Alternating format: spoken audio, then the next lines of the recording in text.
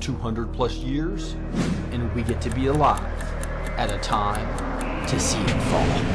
I believe in the power of one person working as a team with other Christian patriots can have massive impact in reversing this ungodly culture.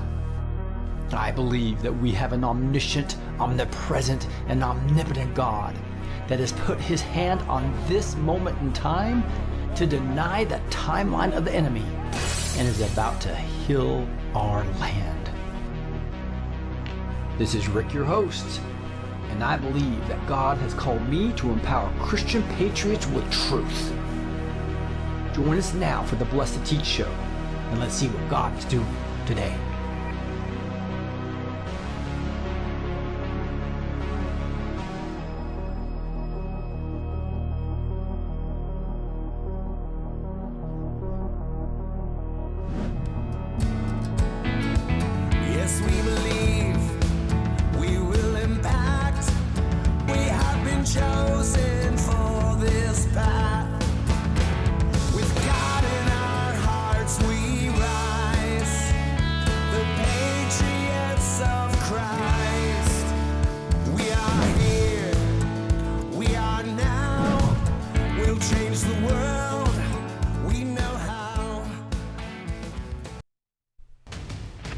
Elitist media deceives, but Faith and Freedom TV amplifies truth. Our world-leading platform delivers news, teachings, worship, movies, and music rooted in biblical values and constitutional patriotism, inspiring faith and liberty.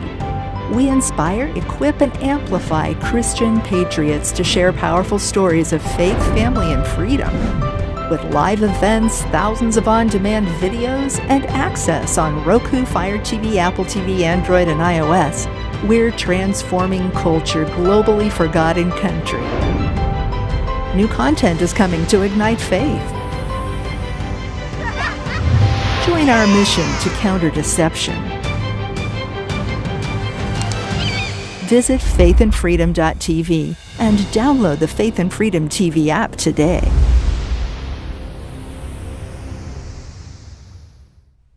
It's Rick, B2T here. We're about ready to empower Christian patriots with truth the next couple hours. First hour is going to be news. We're going to get an economic update. We're going to be Candace Owens and her claims had been debunked. She's talking about Israel killed Charlie. So we'll dig into that. We're going to talk about Trump to fire millions. Is he going to use this opportunity to actually downsize the government? We hope so. The National Guard is in Portland. So this is causing all kinds of conflict, but it is obviously setting the stage for bigger things. Can you say arrest? I think that is exactly what they don't want the summer of love to happen during the arrest period.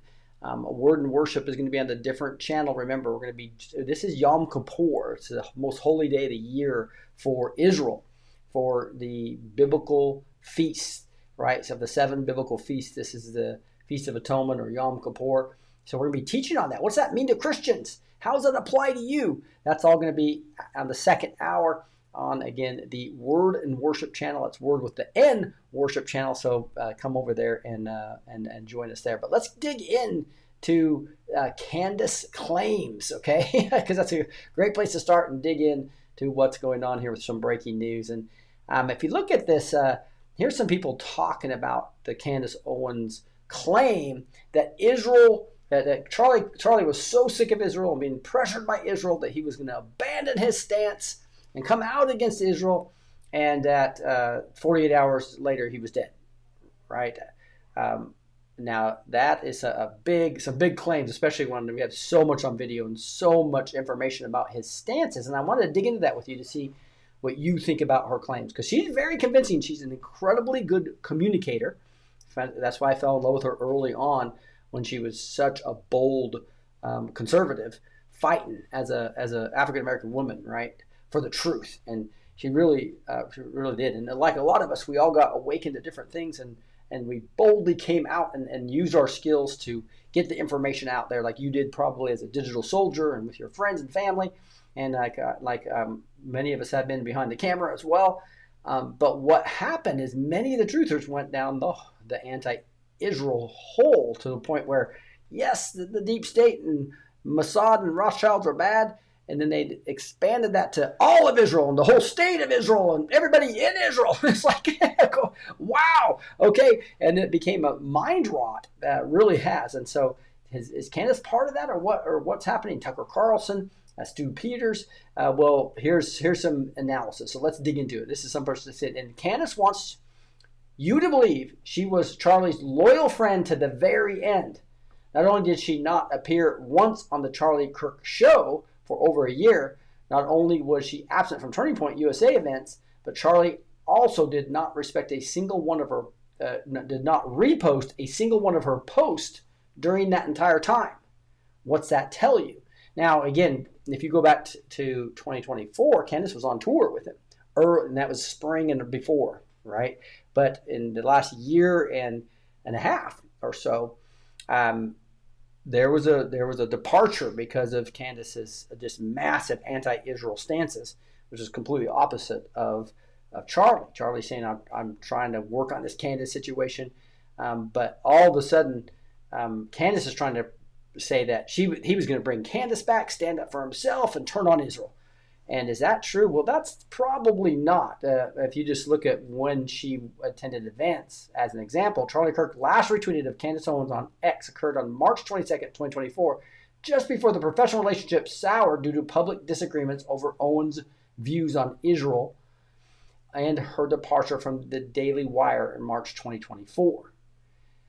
After that date, no records or reports indicate any further retweets from Kirk, as the interaction shifted to criticism rather than endorsement, according to news coverage of their fallout. This is supported by Wikipedia's timeline and the relationship of articles from the Hindustan Times, AZ Central, the Hindustan Times, which detail the tension starting in late 2023 and culminating in early 2024. So she was on the tour, and then all of a sudden she stopped the tour and stopped going on the tours, right?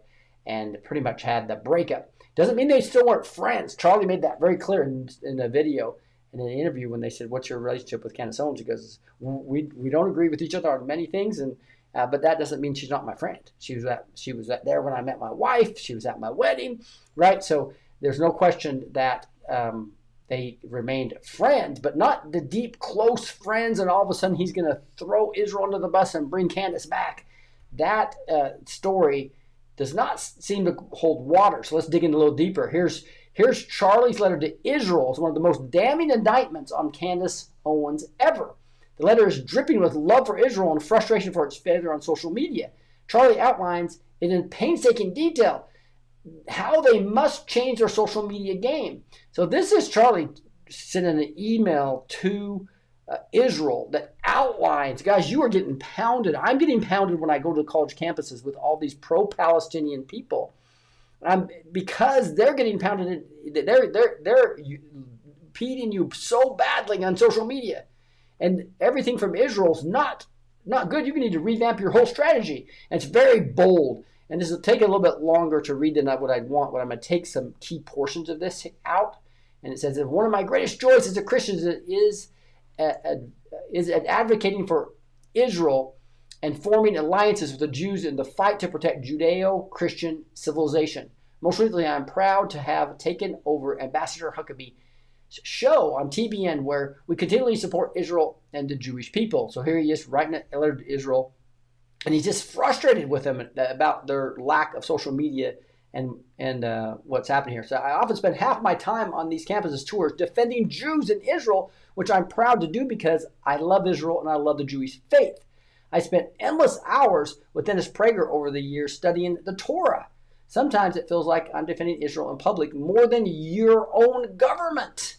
So do you see what he's saying there? That makes a lot of sense. My experience on college campuses matches the recent Harvard-Harris poll, which reported 48% of 18 to 24-year-old Americans support Hamas over Israel.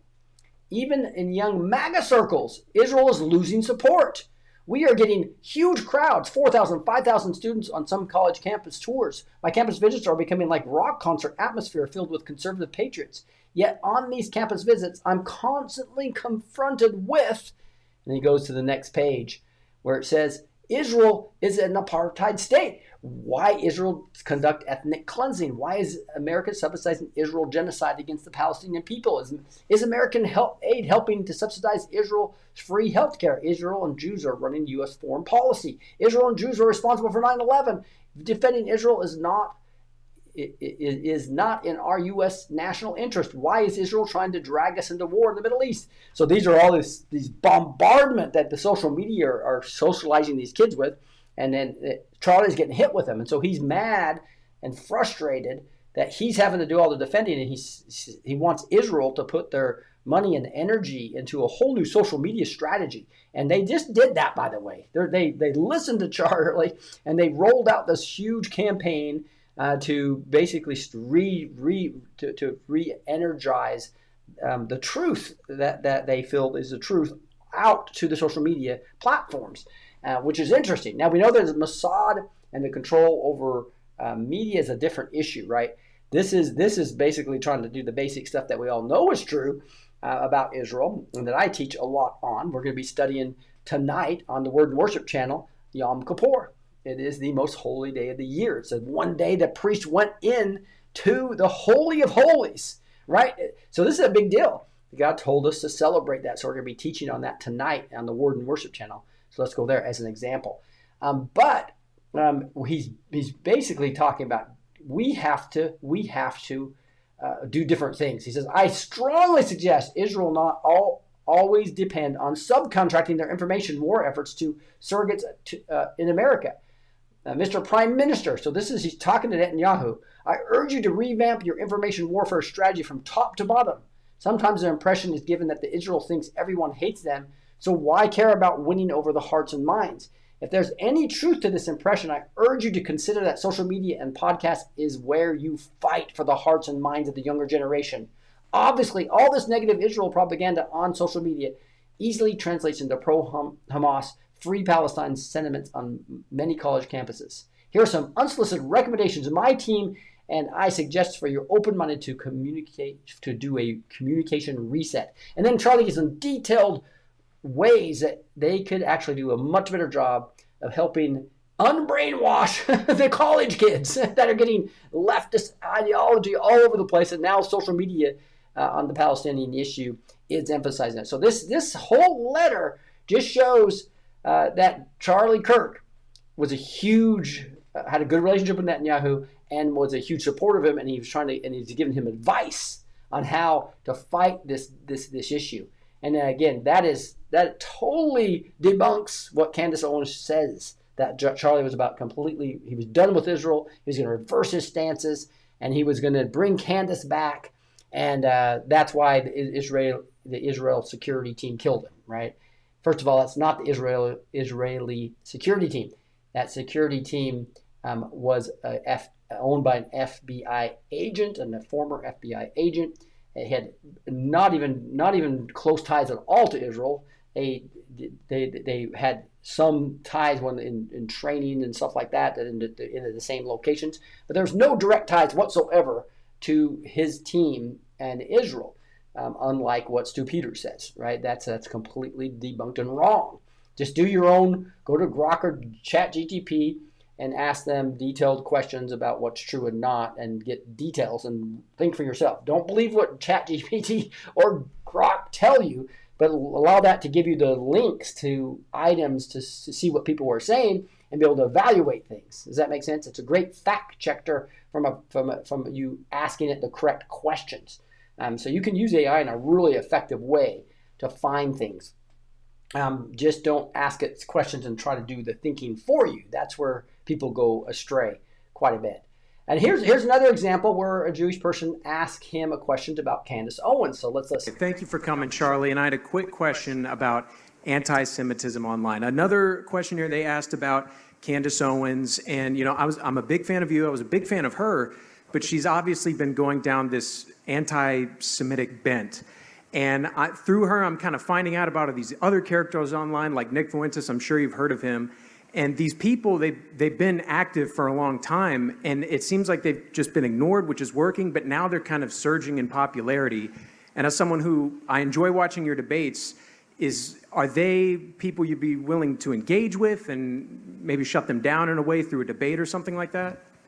Okay, now here's Charlie about ready to answer a question. Now this is so important in all this controversy because they're talking about a Hampton meeting that a Jewish billionaire, Bill Ackman, actually funded and got a bunch of influencers in there, including Charlie, and was giving them information that they could use on their podcast, etc.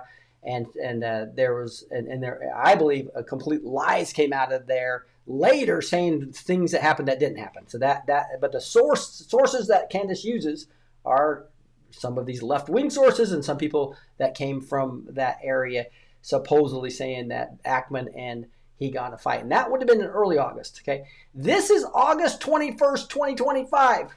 Okay. This is just a little over a month ago. Okay. Here's Charlie's answer to what's your relationship like with Candace and her anti-Israeli stance. On August 21st, after that meeting, so for Candace's story to be true, he would have to reverse everything he says here within less than several weeks. Okay? Let's listen. Well, I mean, I'm not going to debate Candace. But no, look, I'll debate anybody that shows up at our campus events first and foremost. But I do want to take what you say and extrapolate it. That there is a corner of the internet of people that want to point and blame the Jews for all their problems. Everybody, this is demonic and it's from the pit of hell. And it should not be tolerated, period. But it goes to it now. They're kind of surging in popularity, something like that. And foremost, but I do want to take what you say and extrapolate it. That there is a corner of the internet of people that want to point and blame the Jews for all their problems. Everybody, this is demonic and it's from the pit of hell. I wanted to stop right there, right, guys. I've been talking about the spirit of Haman quite a bit, okay? It's a lazy thinking to think that all our problems are the Khazarian Jews and these bankers that took over the world. When you look at our enemy, it's far more complex than that, right? You have it's not just the banking cartel. You have the medical cartel. You got the medical industrial complex that's doing things. You have the extreme Muslims. You have the communism. You have and the elites in almost every country trying to establish globalism from many different religions. And again, the ones that are the Jewish people that are evil are Luciferians. They're not even Jewish in religion, right? So just understand that we have a complex globalist cabal that hates us, right? And they're way more than just all the Khazarian Jews. And I don't want to go down that path because I already have a blog about the myth of the Khazarian Jews and how the source documents were fraudulent. And yeah, there's lots of sources there written off the bad source documents, right? And so historically, archaeological, linguistically, DNA wise, you can go show that theory does not hold water. But I'd say 30% of the truthers believe it. Okay. Now, are the Rothschilds bad? Yes. Or is the rogues Mossad bad? Yes. Just like our rogue CIA. But what Charlie just said there, this is the spirit of Haman. And just read the book of Esther. Haman got so mad at Mordecai that he not only wanted to kill Mordecai, he wanted to kill every person that was in his heritage. Every ethnic Jew he wanted to kill. Every religious Jew he wanted to kill. And Haman went on to do it by influencing the king to put an edict out to do just that. The first Hitler was about to be born until Esther rescued the whole situation with Mordecai. That is a great story that shows us the spirit of Mordecai, that same demonic spirit that went into him, is going into tons of people in our truther movement. MAGA movement as well, just like Charlie was talking about in the letter to Israel. So this is a critical time to understand what Charlie's saying here. This is from the pit of hell and demons. This is the spirit of Haman, and it's actually a deeper spirit than that. But this is one that spirit the spirit that Haman had. This deep hatred of Israel. Satan hates humans in general, but he especially hates God's chosen people. He especially hates the Jewish people, right? Now he hates Christians as well. But this is something that needs to be addressed. If in your heart you have fallen down the Khazarian Jew rabbit hole, I just encourage you to go look at my blog on the neighborhood.social and look at the Khazarian Jew myth and go look at all the source documents and see that they're written in perfect Hebrew. It wasn't from a Khazarian king or even a scribe. It was perfect Hebrew. It was written for political purposes from a Hebrew written person, because it was perfect Hebrew. The source documents are fraudulent, and the 3 source documents don't even match in their facts. It's vital that we look at source documents when we're looking at this. Now, here is Charlie's answer to that question about Candace Owens in Israel. And it should not be tolerated, period. But it goes to a deeper, more structural problem of an entire generation that has economic resentment. They don't own anything. They're not getting married. They're not having children. They're depressed. They're anxious. They're staring at their screens all day long. And if all of a sudden your extrapolation of all that is, well, it's the Jews' fault, that is sloppy and shallow thinking. And not only that, they say, oh, it's the Jews' fault. Okay, let's kind of play this out. Well, tuberculosis, that used to kill about 1 billion people. You know, it's a group of Jewish scientists that came up with the antibiotic that cured tuberculosis. How about CPR, the MRI machine? You know, there's over 500 million lives that were saved over the last 50 years because of people that were Jewish scientists that were working on things. They'll never say thank you to the Jews, but they'll always say shame on the Jews. It's weird how that works. And finally, they always blame the Jews for stuff. Jewish people are an ethnicity. So therefore, definitionally, you have people that are secular, orthodox, religious, that are all over the spectrum. You're trying to blame an entire ethnicity for a singular problem. Hold on, let's take a step back here. Instead of that, what could you possibly do in your own personal life to improve your own state of being? If you are blaming 0.02% of the world's population for all of your problems, that is not going to be good for your soul. It's not good for your psychology. It's not good for your future in any way, shape, or form. And so I would just say this, that any young person that goes into this hyper online brain rot, you are serving yourself over to your own demise. You are serving yourself into a suicide mission that will not make you happier and not make you healthier. Instead, here's what your attitude should be. Now he's going to move into what we should do, but he's basically saying that Candace Owens has brain rot.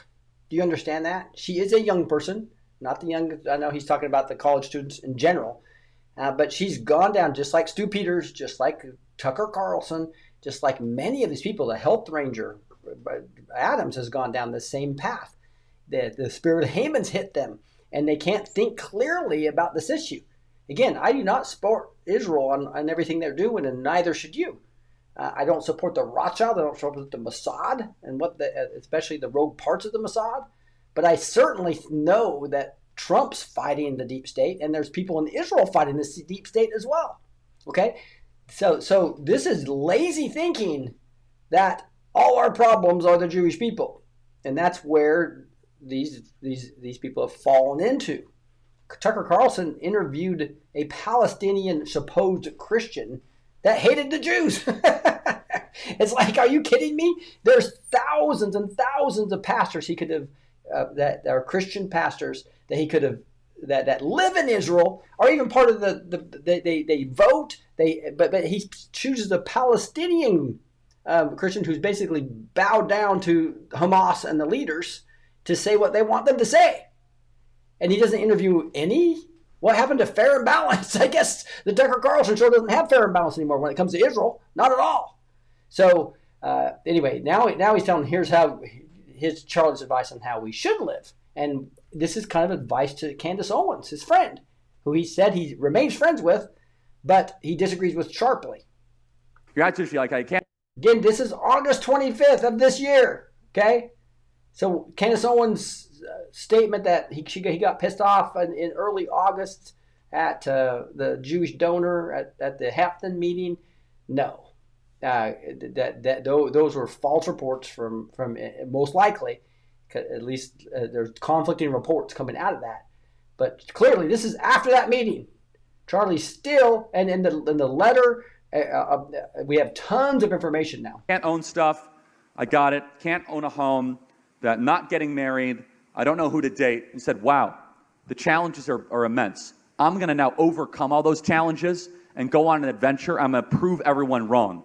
I'm now not going to be a victim. I'm going to be a victor. I'm going to dig deep. This is still a great country. This is a free country. I'm going to use my agency. I'm going to use my ability. And I'm not just going to go point in the corner and be like, I'm overweight because of the Jews. Women don't want to date me because of the Jews. How about this?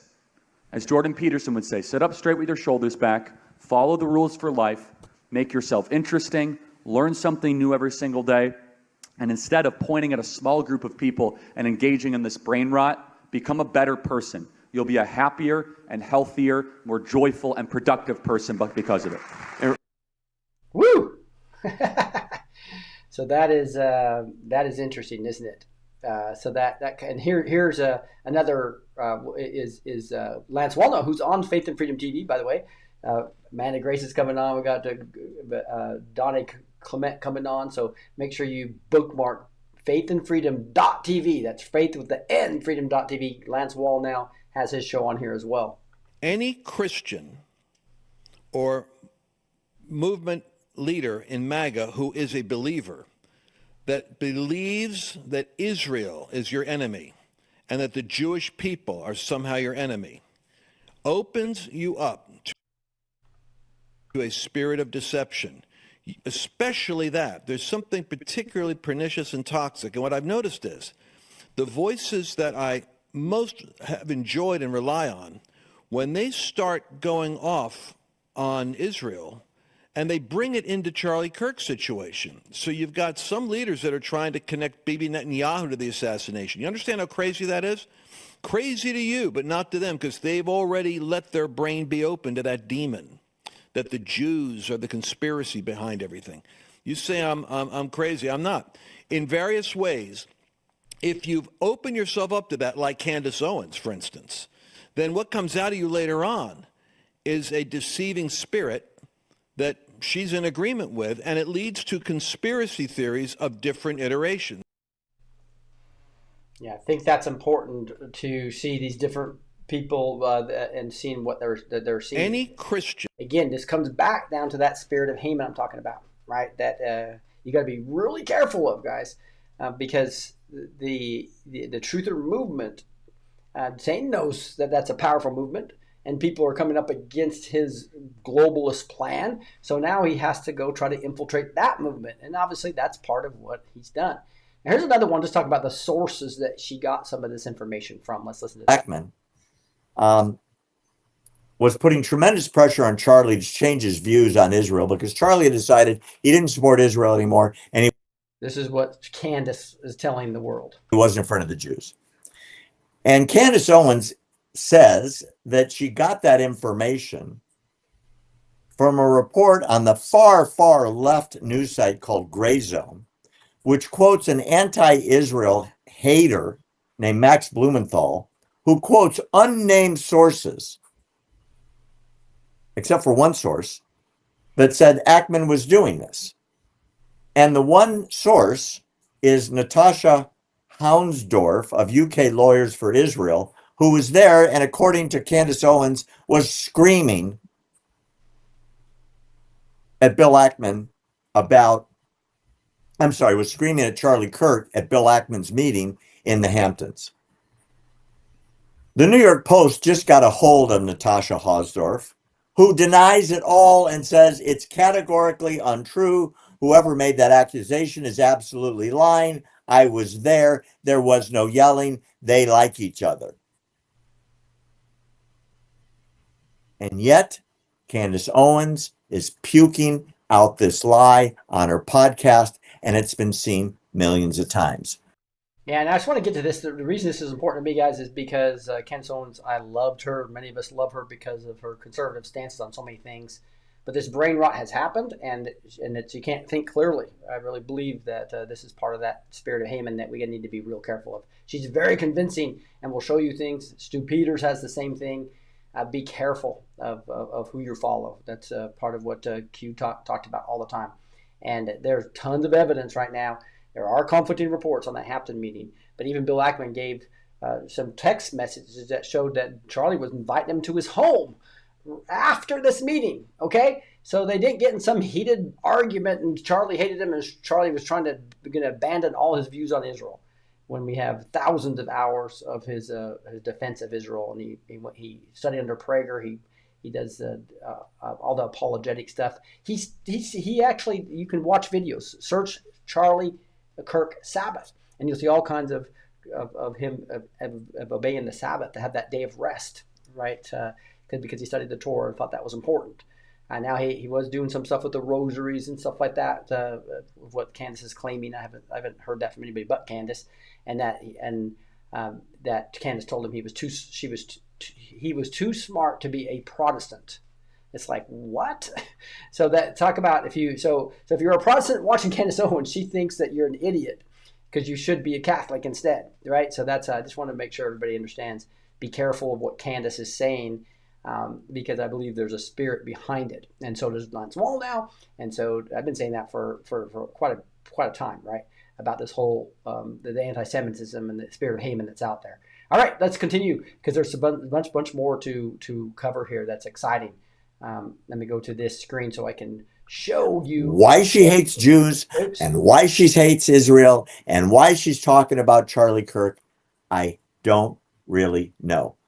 So they go into quite more detail. All of this will be in the show notes. Remember, go to blessedteach.com. Make sure you get in the show notes. There's a lot more detail underneath each one of the areas. Look at this, guys. Wow. Silver at 47.22. This is a 10-year chart looking at silver. I know I've been talking about it for the last 4 or 5 years. And guys, this is 47.22, but that is nothing compared to what could happen. Remember the 15.22 in the U.S. debt chart. What's going to happen when the Babylonian system falls and we move to a gold-based standard.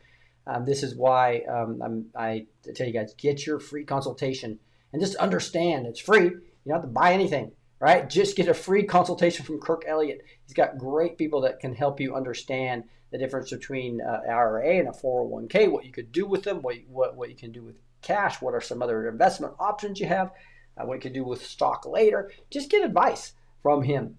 A free consultation at 720-605-3900. Tell them Rick B2T sent you, and you will get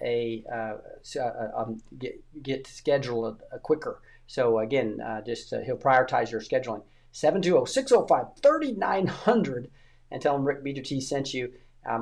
This is an exciting time. Remember, you don't want to be 1 day late. It's better to be 3 months or 3 years early.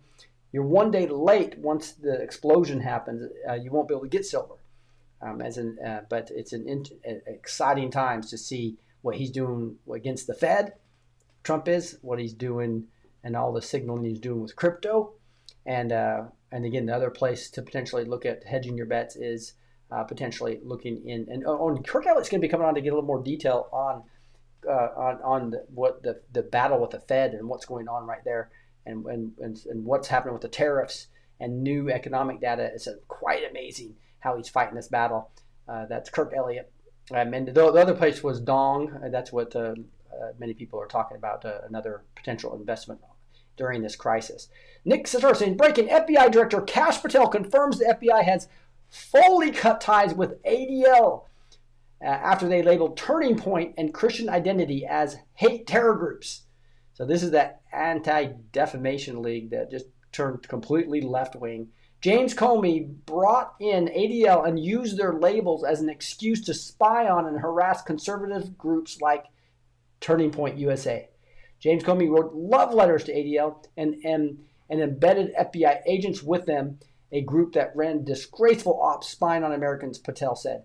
That era is over. The FBI won't partner with political fronts masquerading as watchdogs. So that's great news there as well. All right, Kirk's here, so I'm going to jump to there so we can get an economic update and talk about this exciting time when I believe it's about ready to fall. The Babylonian financial system. Kirk, what do you say?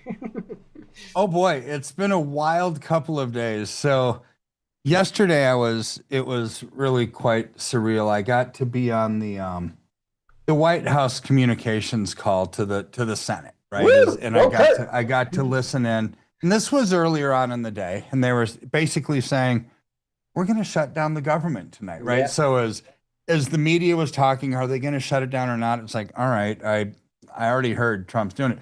Why? Why is he doing it? Right. So the left is kind of gone bonkers on it, and the requests are extreme, meaning they want to roll back the tax benefits, the COVID, basically Obamacare mandates, and giving people all these tax credits for illegal, immigrants and everything else. It's like, okay, how do you give somebody a tax credit when they actually haven't paid taxes yet, right?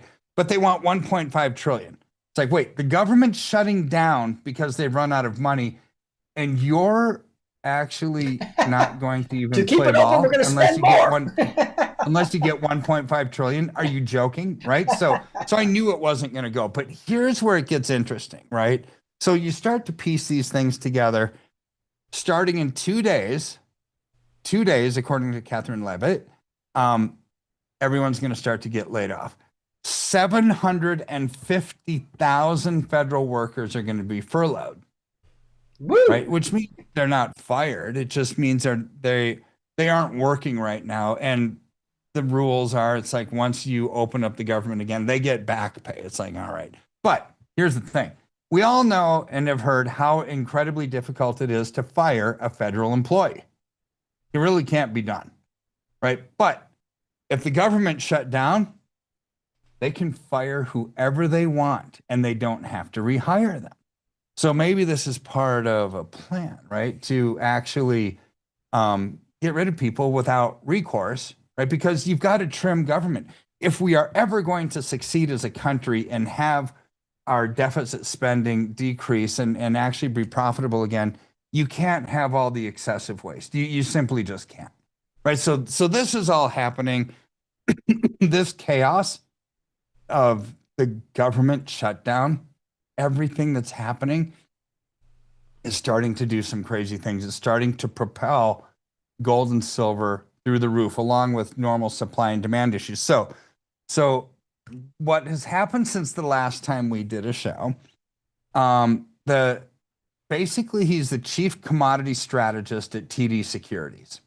Like TD Toronto Dominion, like TD Ameritrade, that TD, right? It's a big company. He's in charge of all of their basically commodity strategy. So he does a video, and I was laughing because everyone thought that it was brand spanking new. It's like, no, it was like maybe a week and a half old. Okay, so here's what's crazy about this. I was looking at it, it's like, wait, this seems like new stuff. It's because it was relatively new. It was less than 2 weeks old. But on the ticker where he's talking about how silver is going to explode in price, we've now entered the end game because London, get a load of this, Rick. This is what we've talked about for months on this show. London LBMA vaults are basically going to be depleted of silver in 4 months. Wow. We've already talked about that, right? So now they're talking. So what happens in the world when the main source of silver and gold in the world is empty and the Samsungs and Sonys and Lockheed Martins of the world or whoever, Teslas, can't get it? Well, they're going to have to jack up the price. So let's say we'll offer any price necessary to get it. Well, what's funny to me is a couple of things. On this video, the price of silver a couple weeks ago, as he did this speech, was $39.80 an ounce. Today, it's like pushing 48. Right. Right. It's like, and so that's massive growth. That's up like $11 in a couple of weeks. So silver to date, year to date, it's just the first day of October, is up 62%. Gold is up 42%. Neither one of those are too shabby, right? Considering it's not even the end of the year, but silver's outperforming. It's doing so well. So you add some of these things together.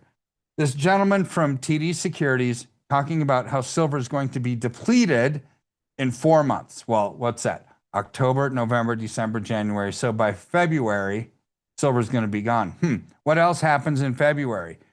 Trump's executive order becomes the basically effective, which says it's the one that was signed on August 7th. That's the an exciting democratization of alternative assets in 401ks. Yes. So $12 trillion of captive assets in 401ks are now going to be able to go into gold and silver, physical gold and silver, cryptocurrency, and real estate, right? So, like, now wait you a had second. talked about that. You thought that was going to be the case, but I imagine commodities. How could silver and gold not be a commodity, right? So it doesn't It is a specify it commodity. specifically.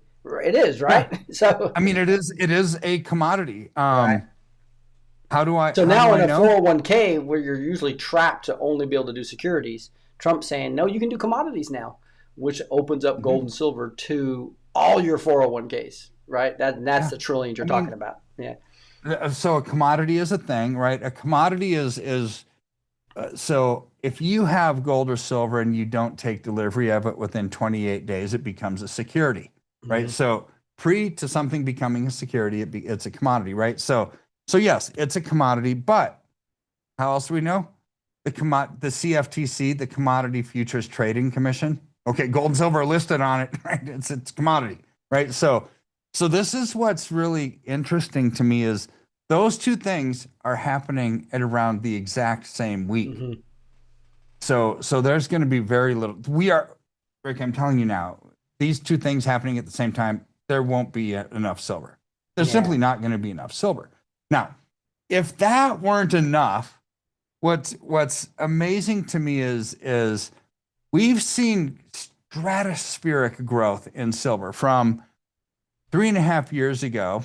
You know, we met shortly after, right? Silver was less than $18 an ounce then. Today it's 48. Yeah. Okay, that's massive. That's like literally up like 160%. But where we're headed moving forward is more than that. So you haven't missed the boat. You've just missed the first half of the game. Second half of the game where most of the scoring is going to happen. Because I Yep. think silver hits for numerous factors, and I want to go over three of them very briefly here. We haven't even seen the majority of the growth yet. I think it's still going to happen. Number one is you've got what's happening in LBMA, London. They're running out of silver. Number two, last week, the United Nations met in New York. I happened to be there, and it was awful. It's like, oh my word. All the streets were shut down. You had Secret Service everywhere. You had all these dignitaries from all over the world that knew that they didn't have to obey our rules, right? It's like, oh my word.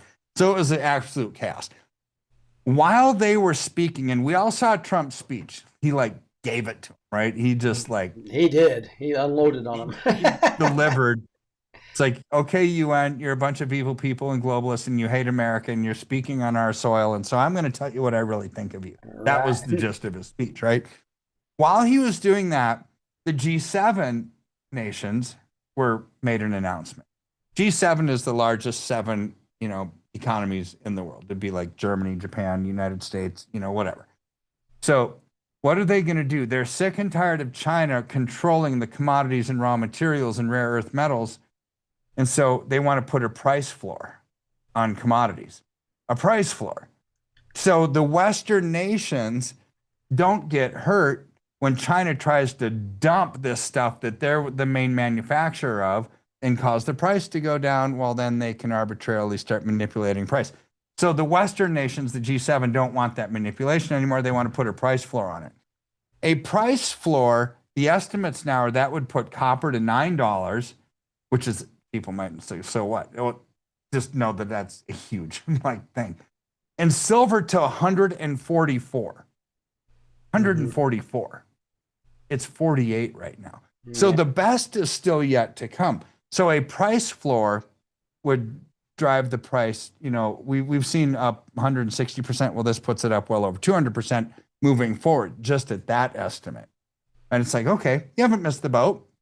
You've missed the boat if you don't do anything now moving forward, right? Yeah, but amen. Yeah. but the best is still yet to come. Now, added to that, the two other things. So, in case you haven't heard enough. I know, I feel like the cheesy game show guy. It's like behind door number 3. That's right. It's like yeah. So, the guy with the big long microphone. It's like weird game shows from the 70s. But anyways, so Morgan Stanley, big, one of the largest banks in the world. Mm-hmm. I think it's fourth or fifth largest, and the largest bank in North America, JP Morgan Chase. So throughout time, investment advisors, hedge funds, everybody, they follow the same kind of allocation model, which is 60% stocks, 40% bonds. Mm-hmm. That's been their model. That's how Ray Dalio at Bridgewater, does his. I mean, everybody kind of uses that 60-40 split. Well, Morgan Stanley just came out with their chief investment officer, said, we're going to change things up now. We're going to do 60, which is still 60% in stocks, 20% in bonds, 20% in gold. Like, what? Wow. Mm-hmm. Morgan Stanley? So we've seen all this growth in silver without any industrial, these big companies, without the institutional support. Right. Right? You don't have the Merrill Lynches of the world, the Morgan Stanleys of the world participating in the gold and silver market. Well, they just decided we're going to. And they didn't just tiptoe their toes into the pool.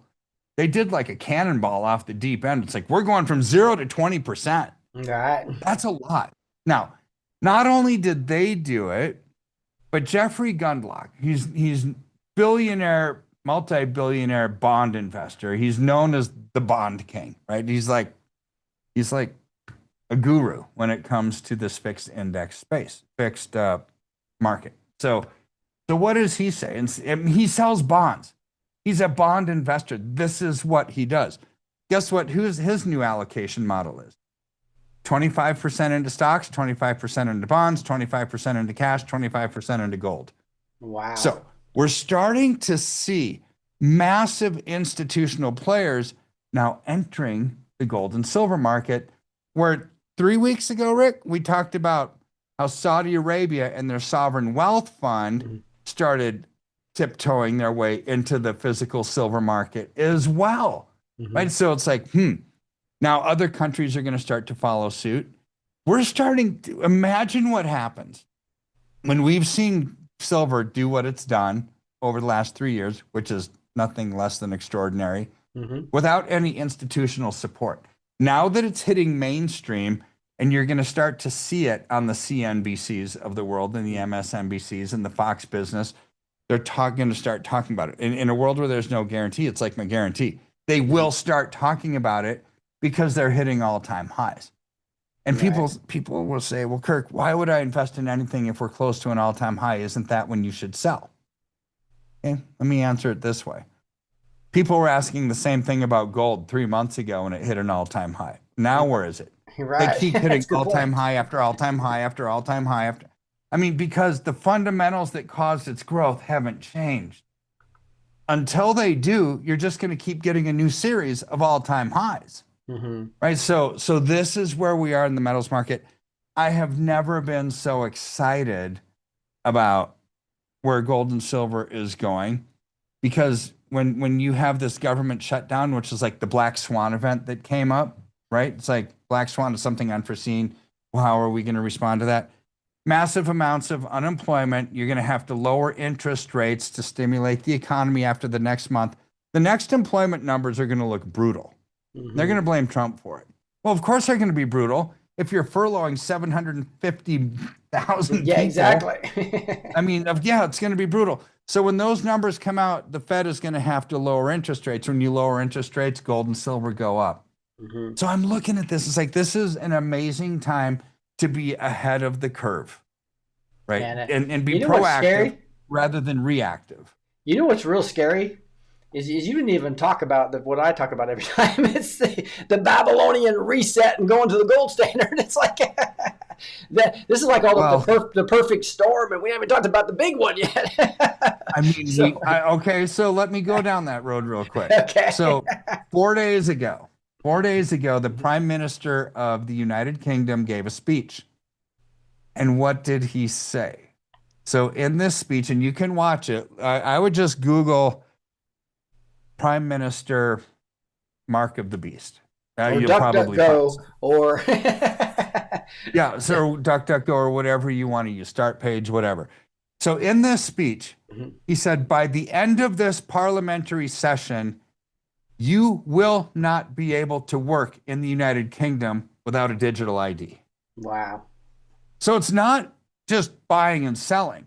It's like, you can't work. So if you don't have money because you can't work, you're not going to be able to buy or sell. Right. If this isn't Revelation playing itself out, and how did he frame it? He said every wise and prudent and normal person is going to say this is a good idea. Why? Because they want to stop illegal immigration from taking all the jobs. See, you create this horrible system of, oh, look at all these illegals that were coming in. They're taking everybody's jobs. We've got a system and a order from chaos, they call it. It is order from chaos. It's the master plan of the devil, right? It's like you create something that's so bad, this Hegelian dialectic is what it would be called, where you create a problem that's so bad that nobody would ever think that the solution that you're going to propose would have been good before, but now the problem is so bad, let's just go with this solution. So their solution to stopping the immigration into the United Kingdom is a digital ID. Without it, you can't work. Yeah. One step further, you can't eat, you can't buy, you can't sell, right? So here's where, how do you escape that? How about with tangible assets that you can use for barter, right? So we can look at the technical, the fundamental, the economic, the spiritual. I've never quite seen a time, Rick, where everything is pointing towards what we're about to see. I mean, it's biblical prophecy. And I think there's going to be a temporary reprieve against the globalists that we're seeing in the United States and what Q's been doing, and that's why we're going to get to a new financial system. The Great Reset's not going to happen. They're trying to bring Revelation on too early, and we're going to have a great revival, and the whole distribution of wealth that the Bible talks about, right? Redistribution of the wealth. It's exciting times, and so that's why I've been on this, guys, for the last 3 or 4 years, right? Is make sure you're looking at silver seriously. Get your free consultation. What I love about it is you have a certain amount of 401k or an IRA or some type of savings or whatever. If you have any assets whatsoever, and even if it's small, and even if it's international, you can have a U.S. bank. Make sure you you go to that kpm.com/B2T. You can get an appointment there, or easier, just call Kirk and set up an appointment. 720-605-3900. They'll make sure that they put a plan together with you based upon, or answer all your questions, right? So this is a great time to just get free advice, no cost, no commitment. Just give them a call. They have no back-end commissions. It's very upfront. They get you the most amount of silver for the least price, so you'll always get near the spot price when you sell. This is such a clean deal. There's a lot of dishonest people out there. Trust Kirk. He's a Christian patriot, loves the Lord, and loves to serve you guys. So give him a ring. Hit that there. And also just enjoy this time. Enjoy the process of seeing the Babylonian system fall. Right, Kirk? Amen. Amen. All right. Thanks for joining us. God bless you. You bet. God bless. Bye-bye. All right. Isn't that awesome, guys? I love that when we get into things like that. And so, again, that is Kirk Elliott at 720-605-3900. We're going to continue to roll here. This is Cash Patel, basically. We're not using the ADL. That's over with. And now, look at this government shutdown. We were just talking about that. I think I put on my thumbnail here, is Trump going to fire millions of people? 750,000, it could be more, right? This will be really interesting if they can somehow figure out a way to not just furlough them, but eventually just downsize them completely, right? So this will be a time that will hopefully make that happen. I think this, you talk about patriots and control sometimes, and you just think about how idiotic are these Democrats to know that they lost the election, they don't have the House, they don't have the Senate, yet they're trying to say you have to abandon all of Trump's policies and go to what we are, or we're shutting you down. Just shows this is another one of those. It's either they're stupid or they're controlled. Okay, so you have to pick one of the two, because it's like, are they just absolutely stupid as they continue to expose themselves, or are they under control and they're making them expose themselves and look like fools, right?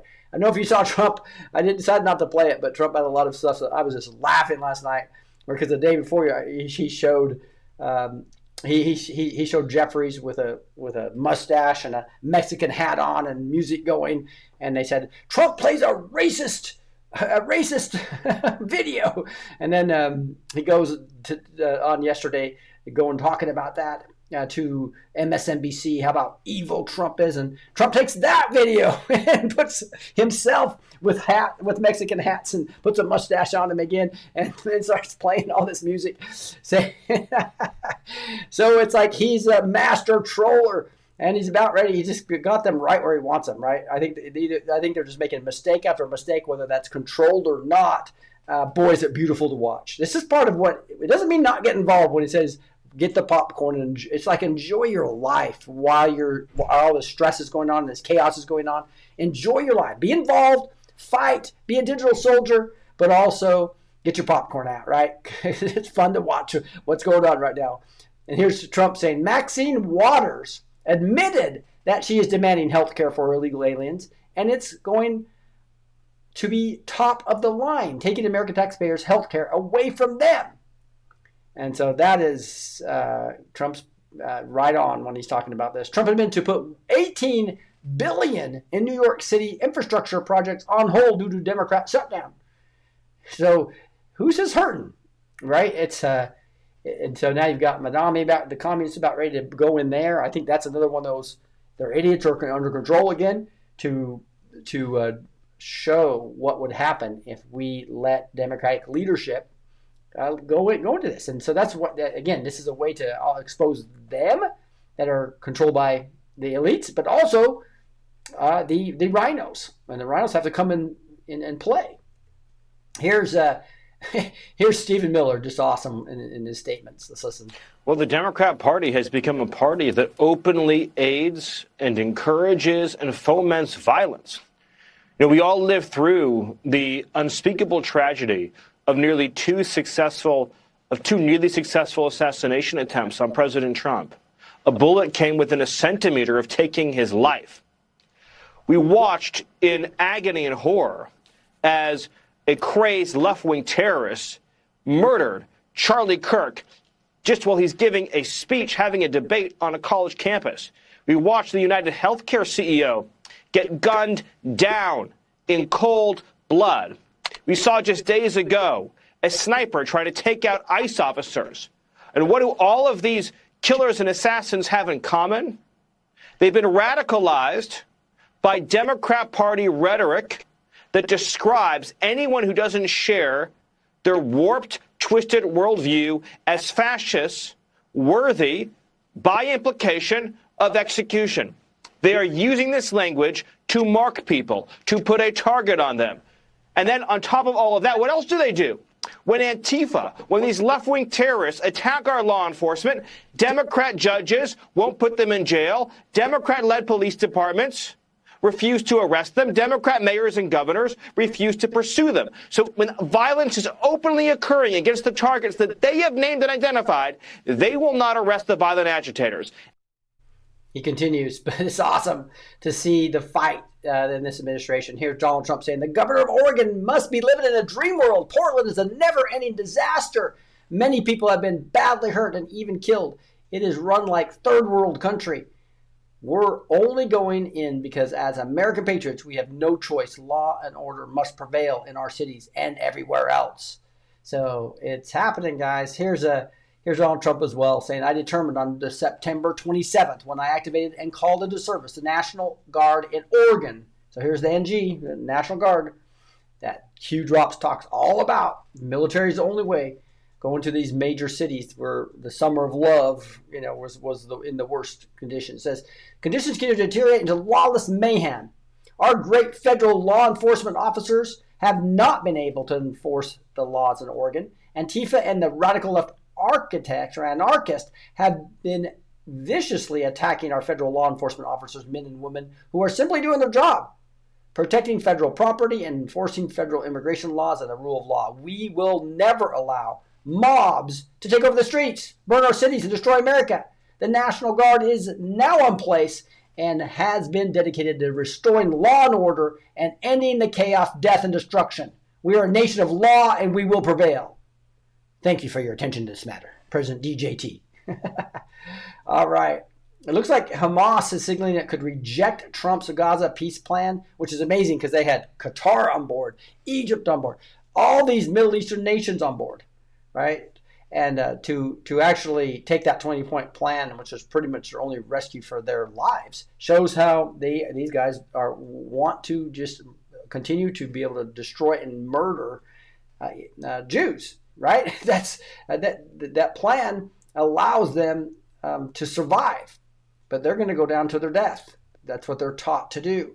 Here's the Indian president saying, "We welcome President Donald J. Trump's announcement of a comprehensive plan to end the Gaza conflict. It provides a viable pathway to long-term and sustainable peace, security, and development of the Palestinian and Israeli people, as also for the larger West Asia region." Again, this is a big plan about getting to the Abraham Accords and getting people that are moderate Muslims to actually work with Israel versus trying to destroy them. We hope that all concerned will come together behind President Trump's initiative and support this effort to end conflict and secure peace. So, and you're seeing this also from Muslim countries. So, obviously, India has a big Muslim population as well, but it's going to be rejected. It looks like by the absolute fanatics that would rather die than go safely to another country and try to live in peace with and develop families. That's called satanic control. Can you see that? When this deal, if you look at it, was a recognition that they're going to lose the war, but they wouldn't be part of Gaza in the leadership. But they could go to other countries and get amnesty and raise their families in peace. But no, they don't. They want to kill Israel so bad that they'll go to their deathbed.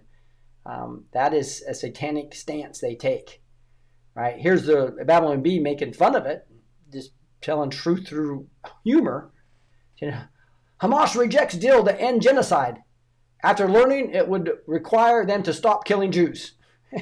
So they want to genocide the Jews, and the supposed genocide, which is not a genocide because the population has actually grown in Gaza of Palestinians since the war started. It's grown.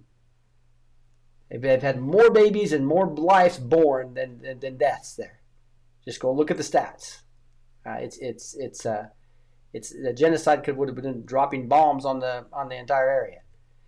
Here is Donald J. Trump's and this latest trade deficit. It plummets 42.9% in the second quarter under Trump's reciprocal tariffs.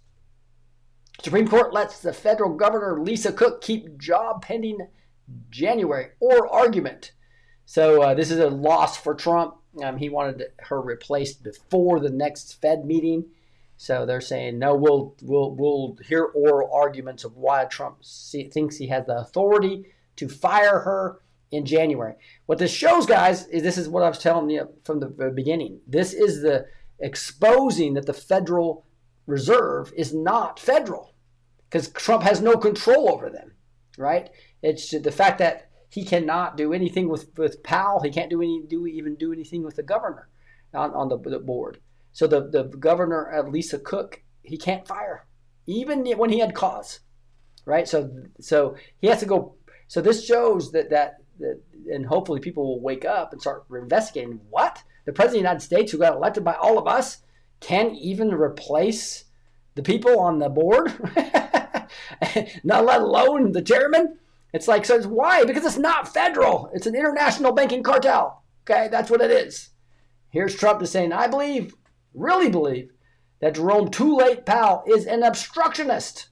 So he continues his pressure on Jerome Powell. And again, this is all to wake up the American people to understand that we have an international banking cartel collecting our taxes through the IRS, and the External Revenue Service scares them to death when these tariffs start bringing in so much revenue that could pay off our debts. And with the shutdown, if they actually right-sized it from there, they could have a balanced budget almost overnight. But that's why the Democrats are probably going to fold, and they're just going to continue to spend money, right, till we get to the what they want is the Great Reset. But I think we have a full plan against that. Hey guys, we're going to be going over on the other channel, because I love to play music in between teachings versus just teaching. We actually had to move everything because of music licensing over to a new channel. But I'm going to be going over this 7th major feast. Remember, there's 7 and the sixth one, the Feast of Atonement, which is Yom Kippur. All right, I'm going to teach that next here in about 15 minutes about 10 minutes over on the Word and Worship channel. That's Word with the N, Worship. It's on the Rumble channel. You only find it there, or on Faith and Freedom TV. Faith with the N, Freedom, and Word with the N, Worship channel is where you'll find that, and faithandfreedom.tv. So again, remember, the spring feasts were all fulfilled within 50 days of Christ's first coming. He was the Passover lamb. He was the Feast of Unleavened Bread. It's all about, he's the bread of life. The first of first fruits. He was the first fruit of the first resurrected, right? And then the Pentecost is when this Holy Spirit was sent down after his ascension. All in 50 days. These next 3 feasts are all about the second coming. So you want to know what's going to be coming? You need to understand the Feast of Trumpets, the Feast of Atonement, and the Feast of Tabernacle. What does that point to? Basically, what it comes down to, it's likely in 20 days, all that will be achieved when Christ returns. Learn more right after our little intermission here and moving over to that. So make sure you go to that channel, Word and Worship. We're going to be live in about 10 minutes. God bless you guys. We'll talk to you soon.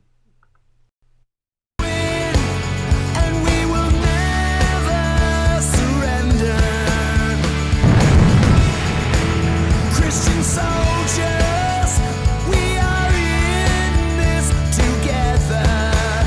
We are blessed to teach. We are neighbors, we believe. We are blessed to be free, to love our God and country.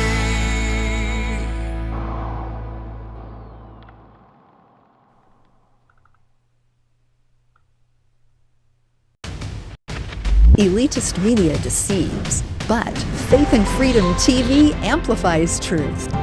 Our world-leading platform delivers news, teachings, worship, movies, and music rooted in biblical values and constitutional patriotism, inspiring faith and liberty. We inspire, equip, and amplify Christian patriots to share powerful stories of faith, family, and freedom. With live events, thousands of on-demand videos, and access on Roku, Fire TV, Apple TV, Android, and iOS, we're transforming culture globally for God and country. New content is coming to ignite faith. Join our mission to counter deception.